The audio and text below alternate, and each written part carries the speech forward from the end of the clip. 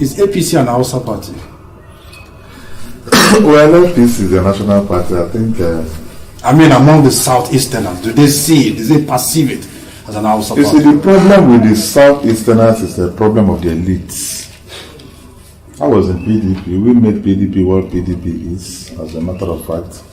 But unfortunately, I can tell you that for the 16 years PDP were in power, which are equally, at the state level then, there's virtually nothing one can hold on to by virtue of infrastructure that has been done in Igbo land.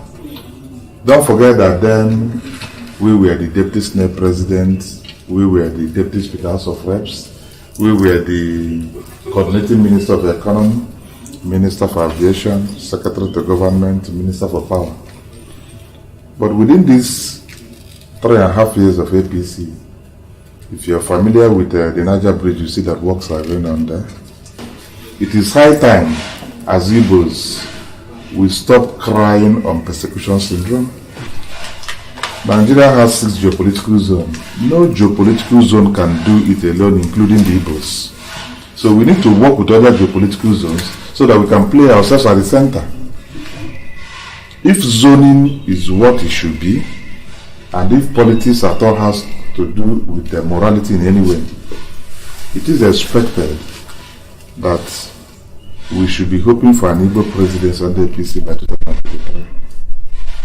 Why do you say that? Yes, it's common sense. I do not expect that the North, after 2023, should be angry for presidency again. Naturally, it's going to come to the South. There's a general assumption that the structures of APC is under the hand of the West, and he that controls the structure can last me determine. Yeah, that could be an assumption, but we are talking of what something's supposed to be. Okay. When the time comes, we will sort it out. That's an assumption.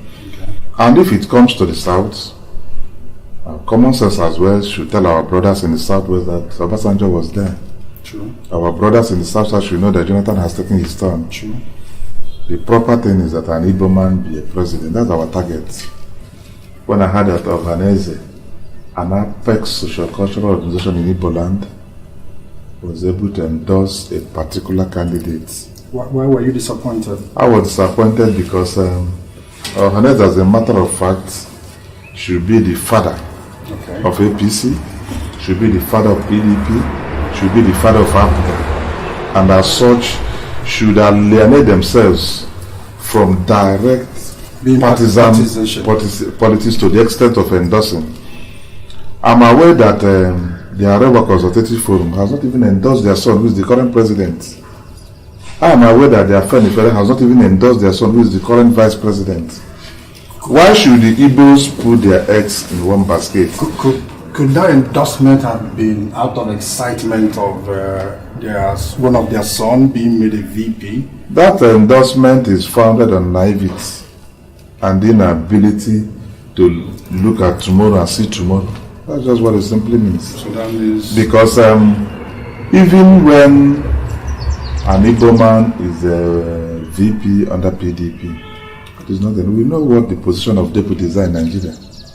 The main thing, the buck stops at the table of Mr. President. And more so, the exalted position of the Ohaneze cannot be desecrated by narrowing themselves to endorsement. And of course, in our own estimation, Atiku will certainly lose by the grace of God. What happens to the Igbo man with such endorsement thereafter? So we see it as a... Why do you say with certainty that he will lose? It's a poll. He might win also. No, the signs are there. What are the signs? The signs are there. I know that in my constituency is going to lose. Okay.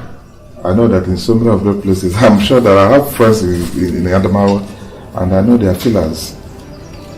That is my personal view.